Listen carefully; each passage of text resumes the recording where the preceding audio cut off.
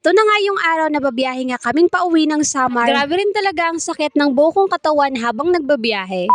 Bago nga kami umalis papuntang Samar, eto at inayos ko nga lang muna yung ibang mga gamit dito tapos ibinalik ko lang yung katre. At pumunta nga kami doon kila nanay para magpaalam nga rin bago nga kami umalis. At hindi rin talaga okay yung panahon kasi panay ulan nga dyan at lumakas pa nga. Ang akala ko nga hindi na nga rin kami makakauwi at aabutan nga rin kami ng bagyo. Cherise!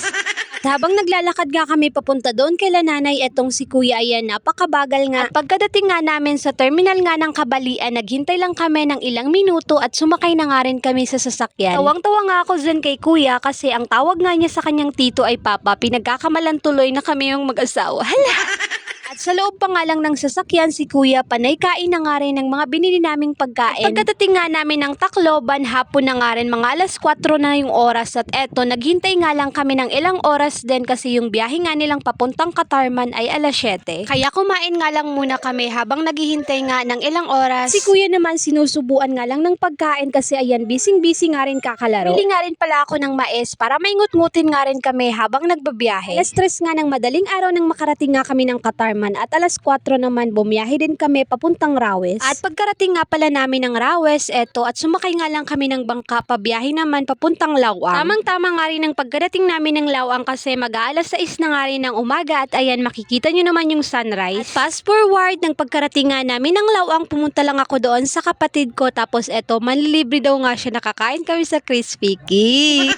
Aba naman, basta libre for the go. Mabuti pa nga dito, maganda nga yung panahon at ayan mainit nga, samantala nga doon sa Leyte ay umuulan nga. Pagkarating nga pala namin doon sa kapatid ko, naligo lang ako at itong si BBC yan, si kuya naman ayaw nga rin. Hindi ko na nga lang din pinilit na mapaliguan nga siya at baka mag-away nga lang kami at ayun binihisan ko nga lang. Enjoy na enjoy nga rin siya nang makasakay nga siya ng tricycle dahil alam nyo naman taong bahay nga kami at hindi talaga kami nakakalabas na sumasakay nga ng ganito. Twice a year lang kasi kami kung makalabas nga at kung sasakay nga rin ng motor. Mabuti nga rin itong sinasakyan naming tricycle. May-ari nga nito ay ang partner nga ng kapatid ko kaya ayun kahit papaano nakalibre rin kami sa pamasahe. Napakalaki na rin talaga ng pinagbago ng bayan nga ng Lawang. Ang ganda na nga rin kasi ng merkado nila. Ilang taon na nga rin kasi ang nakalipas noong magbakasyon nga kami dito. Mga 3 months pa nga lang noon si Kuya Tantan. Kaya eto, naninibago talaga ako. Anyways no, sa mga taga-Lawang dyan, magsiuwi na kayo at magbakasyon. Hala!